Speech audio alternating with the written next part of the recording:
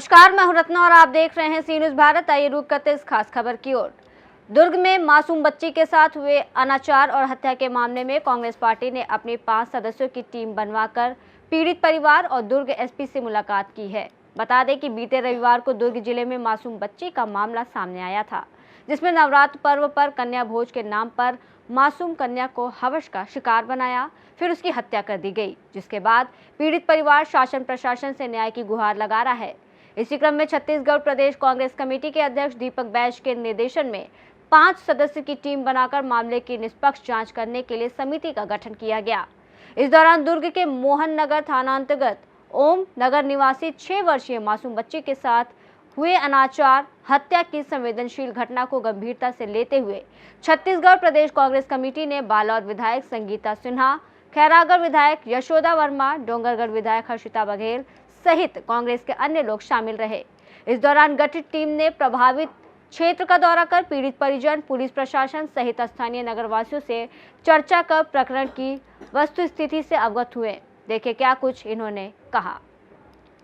पीड़िता रेप के बाद मर्डर हुआ है, मतलब ख़त्म हुई है, तो ये बहुत ही संगीन मामला है बच्ची को लेके और इसको बहुत ही बारीक से जांच करना चाहिए। मुझे तो ये समझ नहीं आता, इन लोग आरोपी सिद्ध कर दिए। अभी एसपी साहब से हम इसलिए मिलने आए थे कि एक तो बिना किसी जांच के कैसे आरोपी आपने सिद्ध किया, क्योंकि बहुत बड़ी भाई ये बहुत बड़ा केस है और उस बच्चे के चाचा को उठा के लाए, जबकि उनके घर वालों का एकदम क्लीन जवाब है कि वो नहीं हो सकता। चलो वो चीज़ पे हम नहीं जा रहे, उनके घर वालों को ये है कि बयान है कि एकदम निष्पक्ष जांच हो, चाहे वो चाचा हो, चाहे पड़ोसी हो, किसी को भी हो, उसको फांसी की सज़ा होनी चाहिए। उनके घर वालों की मांग है, उनके मम्मी पापा की मांग है और मैं भी ये मांग करती हूँ, कोई भी हो उसके ऊपर तुरंत कार्रवाई हो। एसपी साहब का कहना है कि वो आरोपी वही है, उनके घर का है। तो मैंने 2-3 सवाल उनके सामने रखे हैं कि वो रेप अगर हुआ है वो कहाँ हुआ है, वो जगह तो होगा। अच्छा, वो रेप हो गया, उसके बाद जब वो बॉडी में गाड़ी में बॉडी गया, वो कब गया, किसने कब किया है, क्योंकि वो 10 से 12 बजे का मामला है, इसलिए उसके चेहरे पे फफोला आ गया है। तो भाई किसी ने देखा होगा कैसे गाड़ी में ले गया, क्या है। एक साथ उनका भी, एक कार वाले मालिक का भी ये कहना है कि मेरे वो रिवर्स कर रहा है तो वो देख रहा है बॉडी को, इधर ये भी बोल रहे हैं कि कार को देखो। ये क्या है, आप हमको गुमराह कर रहे हैं। मुझे ये लगा भाई, मैंने ये महसूस किया कहीं ना कहीं कुछ गड़बड़ है मामला। हालांकि एसपी साहब का रिस्पॉन्स मिला है कि वो बोले निष्पक्ष जांच करूंगा करके उनको हमको आश्वासन दिए, लेकिन जब तक हमको संतुष्टि नहीं होगी हम संतुष्ट नहीं होंगे। कांग्रेस किस तरह की भूमिका निभाएगी? हम जब तक हमें न्याय नहीं मिलेगा हम लड़ाई लड़ेंगे। मैडम, जैसे कि ये मामला बहुत गंभीर है। आज देख रहे हैं बच्ची, छोटी सी बच्ची, हम तो सोचते हैं कि हम बाहर सुरक्षित नहीं है, कोई बच्ची को ट्यूशन नहीं भेज सकते, कोई स्कूल में नहीं भेज सकते। आज हम बच्चे को घर में भी सुरक्षित नहीं रख सकते। 2 मिनट क्या उछल हुई, बच्ची 9 कन्या खाने के लिए गई, उसके साथ रेप और कब हो गया। मैं तो ये बोलती हूँ कि फांसी की सज़ा जैसे जितना लेट होता है, फास्ट ट्रैक यूज़ करना चाहिए इस केस के लिए। आप साल भर 15 महीने 2 साल में व्यक्ति भूल जाता है कि इसके साथ क्या हुआ है। मेरा ये कहना है 2 महीने 3 महीने में आप उसको फांसी दो, ताकि अपराधी जो रहता है, अपराधी के मन में डर पैदा हो फांसी का कि अगर मैं ये करूँगा तो मेरे को 2 महीने बाद फांसी हो जाएगा। अगर ये डर पैदा हुआ तो बहुत सुधार आएगा, क्योंकि हम ही आप केस को लेट कर देते, इसलिए ये सब कारण है। सुशासन को लेकर क्या कहना चाहिए? सुशासन तो आप देख रहे हैं, 6 बच्ची के साथ रेप हो रहा है, पुलिस कस्टडी में एक व्यक्ति का डेथ हो रहा है। मतलब पुलिस आज भी इनके घर वाले को मारते पीटते ले गई है। एक 2.5 साल जो 8 साल की बच्ची, उसको रात को 2:30 बजे उठा के ले गई है। कहाँ की माना होता है? कौन से कानून में लिखा है कि आप 2:30 बजे रात को किसी बच्ची को उठा के ले जाते हो? एक बच्ची को उठा के 2:30 बजे रात को ले गए हैं, उसमें हमने एसपी साहब से मांग किया है कि उसको तुरंत सस्पेंड किया जाए। तो एसपी साहब से हमने ये भी कहा कि आप जब तक सस्पेंड नहीं करेंगे हम यहाँ से नहीं जाएंगे।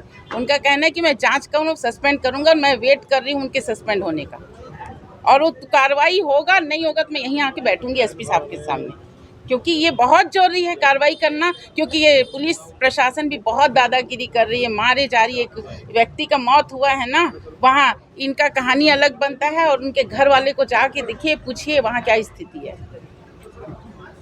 का कहना है हम निष्पक्ष जांच कर रहे हैं करके, लेकिन हमें जो बयान परिवारजनों से मिला और यहाँ पे मिला तो हमें थोड़ा सा अलग लगा, क्योंकि वहाँ का जो बयान है वो एक तरह से अपने उनकी जो देवर है, मतलब जो बच्ची का चाचा है, उसके ऊपर पुलिस वालों ने अभी कार्रवाई करके उनको अंदर किया गया है, लेकिन उनके परिजन का कहना है ऐसा नहीं है कि वो ऐसा काम कर सकता है।